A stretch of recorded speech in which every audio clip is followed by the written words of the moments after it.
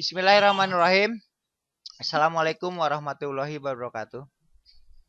Waalaikumsalam. Waalaikumsalam warahmatullahi wabarakatuh.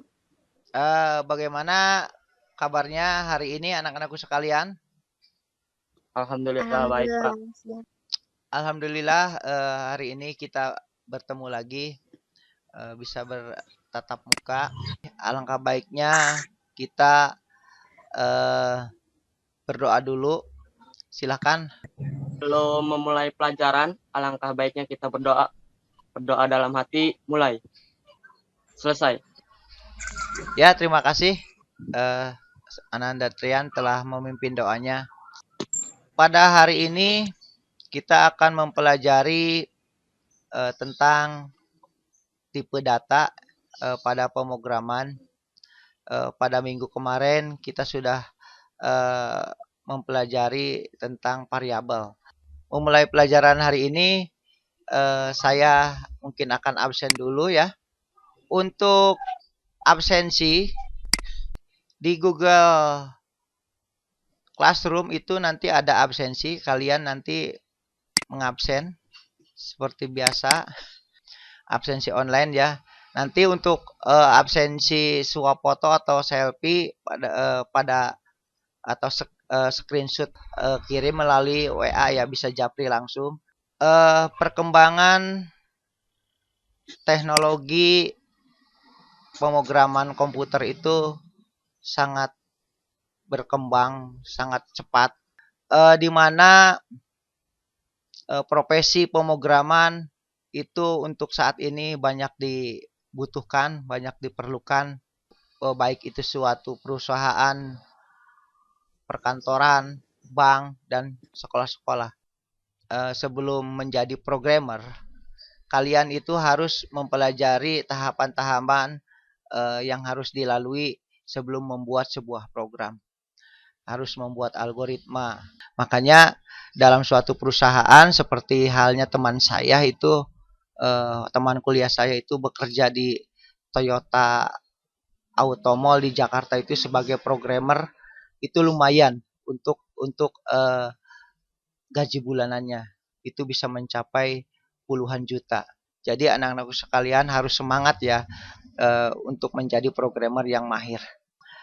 Tujuan pembelajaran hari ini diharapkan siswa itu memahami berbagai bentuk tipe dan menerapkannya tipe data dan menerapkannya pada algoritma. Yang kedua, diharapkan pada pembelajaran ini peserta didik mampu menerapkan alur logika pemrograman. Kita simak dulu video yang akan saya tampilkan. Oke, masuk topik yang berikutnya, yaitu tipe data. Tipe data itu digunakan untuk mempresentasikan nilai suatu data. Dan yang pasti, ini sesuai dengan bahasa pemrograman apa yang kita gunakan. Jadi kalau kalian nggak maksud dengan pengertian tipe data ini nggak apa-apa, kita langsung masuk ke slide berikutnya aja. Siapa tahu kalian bisa paham di slide itu beserta contoh-contohnya, dan kalian bisa nyimpulin bahwa yang dimaksud dengan tipe data ini, oh begini, begitu aja ya. Jadi tipe data itu dibedakan menjadi 4 jenis, yaitu yang pertama tipe data bilangan bulat. Nah ini pasti kalian udah ada ancang-ancang buat ngerti nih. Yang kedua bilangan pecahan. Yang ketiga karakter atau teks. Kemudian yang keempat adalah boolean. Maksudnya gimana? Oke ya, anak-anakku sekalian, tadi telah menyimak video tentang sekilas tentang tipe data. Mungkin dengan menyaksikan video tadi sekilas ada gambaran bahwa tipe data itu apa sih gitu. Pada kesempatan hari ini kita akan mempelajari konsep tipe data. Sebelumnya kita telah mempelajari variabel. Variabel itu apa sih? Jadi variabel itu tempat menyimpan nilai ya atau data. Nah, variabel itu yang kita buat itu harus mempunyai tipe data atau mempunyai pasangan tipe data. Identifier adalah nama yang digunakan sebagai nama variabel, konstanta, fungsi, label, objek, dan hal-hal lain yang harus didefinisikan oleh pemrogram. Identifier berupa satu atau lebih karakter dalam dan karakter yang diperbolehkan hanya huruf, digit angka, dan garis bawah. Di sini misalkan ada bagian deklarasi. Masih ingat kan struktur dari algoritma yang pertama judul algoritmanya, deklarasinya, dan deskripsi. Di sini deklarasi. Misalkan variabel, ini cara penulisannya variabel, nama variabel, tipe variabel. Contoh, variabel jumlah, tipe datanya integer.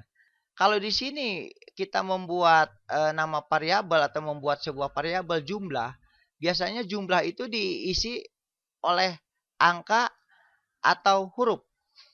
Trian, Angka, angka ya. Ya, jadi maka ya Pak, angka. tipe datanya kita harus menggunakan integer. Nanti untuk lebih jelasnya nanti ada tipe integer. Konsep tipe data pada bahasa pemrograman mempunyai standar atau bentuk umum, yaitu tipe atau pengenal sama dengan tipe. Pengenal sama dengan nama yang menyatakan tipe data. Tipe sama dengan tipe yang dapat berlaku dalam bahasa pemrograman. Pembagian tipe data di sini ada 4. Yang pertama, tipe data sederhana atau simple type. Tipe ordinal atau ordinal type seperti integer, boolean, karakter, subrank, dan enumerated. Yang kedua, tipe string. Yang ketiga, tipe terstruktur seperti array, recording, record, set, file. Yang keempat, tipe penunjuk atau pointer. Tipe integer. Di sini tipe integer adalah tipe data nilainya tidak memiliki titik desimal. Tidak boleh ada karakter lain termasuk titik koma kecuali positif dan negatif. Di sini ada operator data, yaitu yang pertama penjumlahan, pengurangan, perkalian dengan simbol bintang dalam keyboard, pembagian atau div, modulus atau sisa bagi, operatornya mod. Hanya terdiri dari satu karakter. Jika terdiri dari sederetan karakter, tipe datanya kita gunakan tipe data string. Ada 4 fungsi yang telah terdefinisikan dapat digunakan untuk memanipulasi data char. Sini.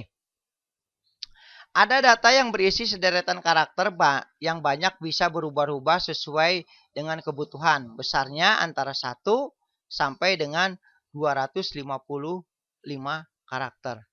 Bentuk umum penulisan tipe data ini, tipe pengenal, string, bila perlu ini opsional sifatnya, panjang karakternya bisa ditentukan. Misalkan untuk tipe pengenal ini panjangnya misalkan dibatasi hanya 16 karakter. Dengan pengenal yaitu nama tipe data. Panjang, bilangan bulat yang menunjukkan jumlah karakternya. Contoh, tipe kata sama dengan string. Dibatasi hanya sampai 50 karakter. Par, nama 1, nama 2 sama dengan kata. Itulah anak-anakku sekalian materi tentang komponen atau konsep tipe data. Di sini ada soal kelompok. Coba kalian tentukan berapa variabel yang minimal harus dibuat untuk membuat sebuah algoritma. Berikut, beri nama variabel yang sesuai dan tipe data yang sesuai. Ada yang ditanyakan mengenai materi ini? Silakan. Pertanyaan pertama. Saya, Pak. Iya. Apa yang dimaksud reserved word dalam pemrograman Pascal? Reserved word itu kata yang digunakan oleh Pascal dan tidak boleh digunakan sebagai identifier. Apakah dalam menentukan tipe data harus sesuai dengan variabel yang dibuat? Dalam menentukan tipe data itu harus sesuai dengan variabel yang dibuat. Menurut saya iya. Contoh misalkan gini. Maka kita anggap toples ini sebagai variabel. kopi itu sebagai tipe datanya. Jadi toples 1 ini harus diisi dengan kopi. Ya. Toples kedua harus diisi dengan susu, toples ketiga harus diisi dengan gula. Kalau nama siswa, maka inputannya apa? Berupa huruf atau angka? Huruf. Maka tipe data yang cocok untuk nama siswa adalah string. Mungkin di antara kalian ada nggak yang bisa menyimpulkan materi pembelajaran hari ini? Yang pertama, tipe data adalah jenis-jenis data yang dapat disimpan oleh variabel. 2. Tipe data terdiri dari tipe data sederhana dan terstruktur. 3. Tipe data sederhana adalah tipe data yang hanya memuat data-data yang tunggal. Itu kesimpulannya. Ya, sesudah belajar, alangkah baiknya kita berdoa supaya apa yang dijelaskan oleh Bapak Guru kita bisa pahami dan diingat. Berdoa dalam hati, mulai. Saya rasa cukup. Saya akhiri untuk pembelajaran hari ini. Wassalamualaikum warahmatullahi wabarakatuh. Waalaikumsalam Warahmatullahi wabarakatuh.